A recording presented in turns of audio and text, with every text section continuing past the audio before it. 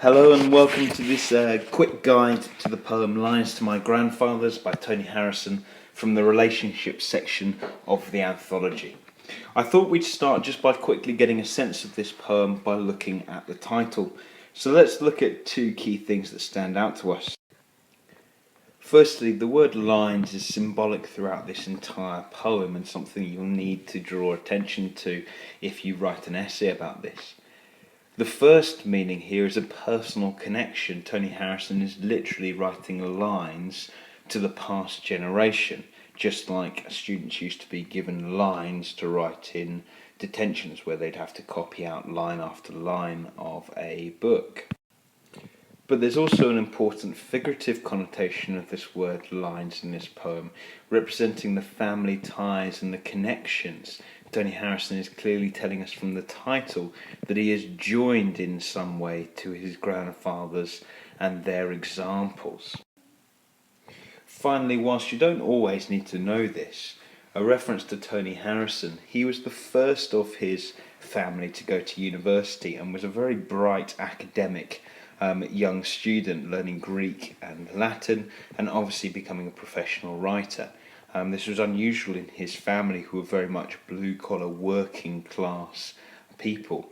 So autobiographically, this poem, we know that Tony Harrison perhaps has gone a brand new way in his career, yet he tells us in this poem, despite the fact that he's not literally following in his grandfather's footsteps, he is still taking all of their inspiration and their influence and making it fit his life in a positive way.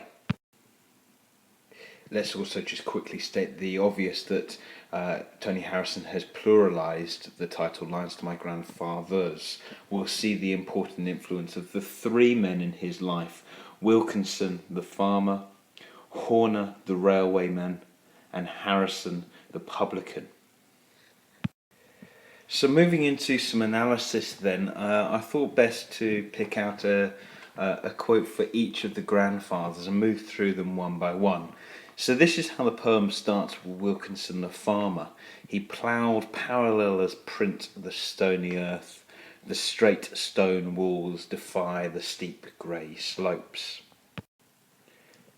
The first line here is a simile showing that Wilkinson did his job to the very highest standard. He clearly took pride in his work. If the lines he was ploughing in the stony earth were as parallel, as straight as printed writing. And this is an interesting choice of imagery by Harrison, because obviously he is a writer whose writing is perfectly parallel. So there's a link here being joined, and again we're seeing the reference, the imagery, the symbol of lines in printed lines and ploughed lines, so the connection there. The second line takes the sibilance even further. The stony earth, the straight stone walls defy the steep grey slopes. And that shows how tough this work was for Wilkinson, that the conditions were very harsh, and the sibilance creates that tough, harsh tone. Yet Wilkinson still did the job perfectly. In particular, this word defy has really strong connotations of determination, and Wilkinson not ever allowing the conditions to defeat him. Clearly Wilkinson is a very good example which Harrison is using to further his own life. Next is Grandpa Harrison, who obviously shares the same surname as the poet. He's the publican who paid in gold for beer and whiskey chaser, but took his knuckle duster just in case. First, there's this great juxtaposition between him playing in gold for then beer and whiskey, rather than perhaps what we would expect, champagnes and cocktails, for example. Clearly to Grandpa Harrison, his reputation and his appearance are very important. It says elsewhere that he dressed the gentleman beyond his place. Yet he's clearly staying true to who he is.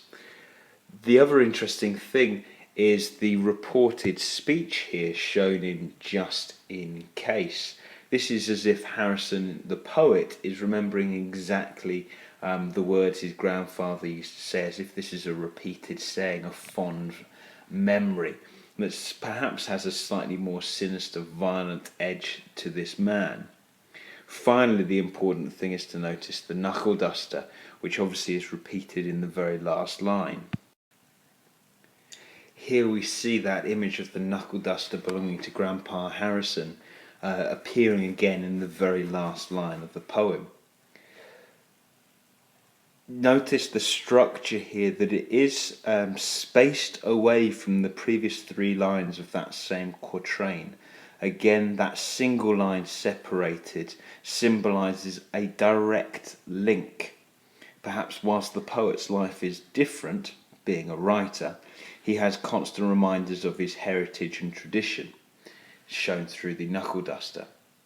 Again, there's a joy and satisfaction with these memories, shown by the exclamation mark that ends this line, and the seeming juxtaposition between knuckle duster and paperweight shows that whilst an object of violence in the knuckle duster, now is keeping things in order and in place for the years to come.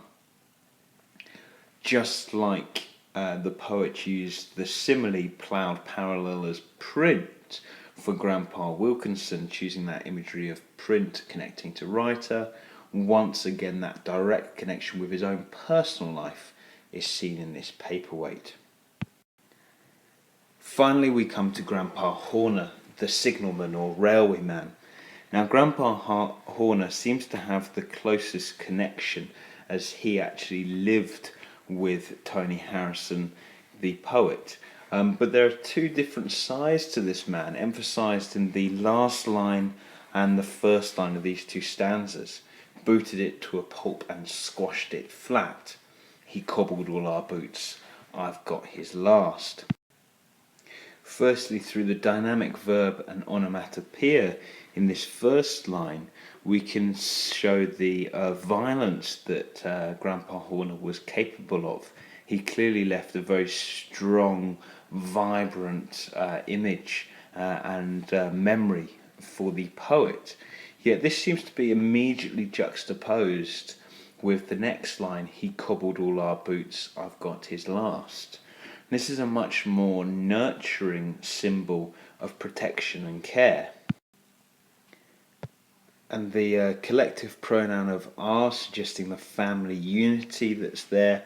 And then notice the short syntax with the end stop line here. I've got his last.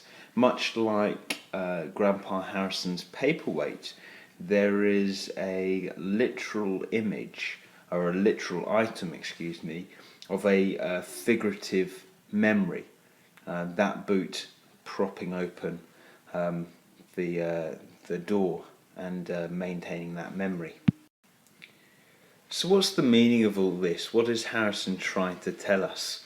Well, that's very much summarised and summed up in these 2 lines here. My present is propped open by their past and looks out over straight and narrow ways. Yes, there is alliteration here shown in this line with the alliteration of P's, which perhaps give a certain and declarative tone. But more interesting is the collective pronoun, which shows primarily that all 3 grandfathers, despite being different, clearly had equal influence on the poet. We may also see this past as actually a metaphor for Harrison the poet's life being led by their example.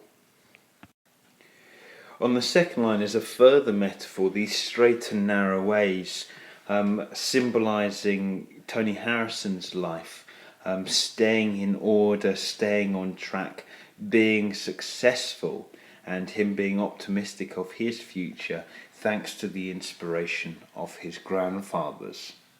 So a very personal poem we see here, very autobiographical, but the key thing to notice is that even though he's not following in any of his grandfather's footsteps, Their influence and their example gives him the confidence that his life will carry on.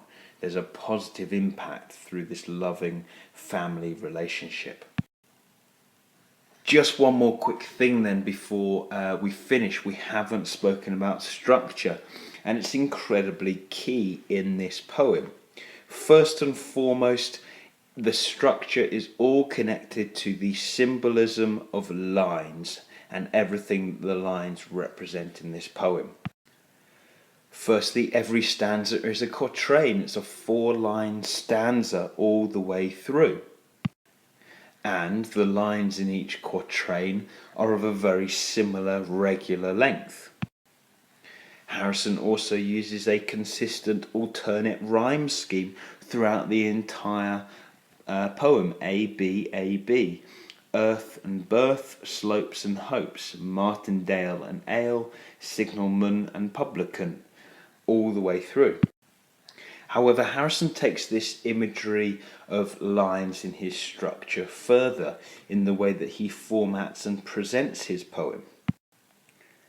Notice firstly the double spacing in the second stanza between the lines when he introduces each grandfather, each on a separate line.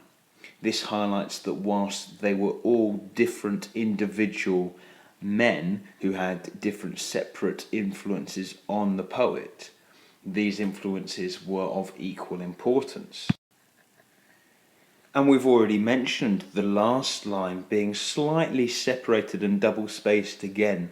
The knuckle dust is now my paperweight. This last line being separated once again symbolises the direct link between the poet and his grandfather.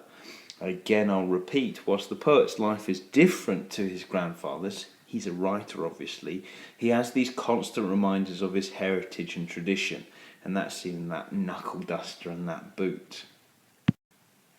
So if you're looking for the perspective of this poem, what's the attitude towards relationships, well, just think about these sort of ideas. It's a relationship between generations of a family that perhaps highlights the nurture rather than nature side of the debate. It's the fact that we grow up and live with these people that influences how we behave, not the actual biological genetics that we share. There's certainly family pride flowing throughout this poem, as well as the family connections. And these have inspired Tony Harrison and influenced his life, given him the optimism once again that his life will be positive, that his life can survive any problems thanks to this influence from his grandfathers. Perhaps that's a key point for comparison with others. And finally, there is a sense of Tony Harrison feeling protected or looked after by this family connection, these family lines that all lead his life on, certainly the straight and narrow sense of the future. So there you are, Lines to My Grandfathers by Tony Harrison.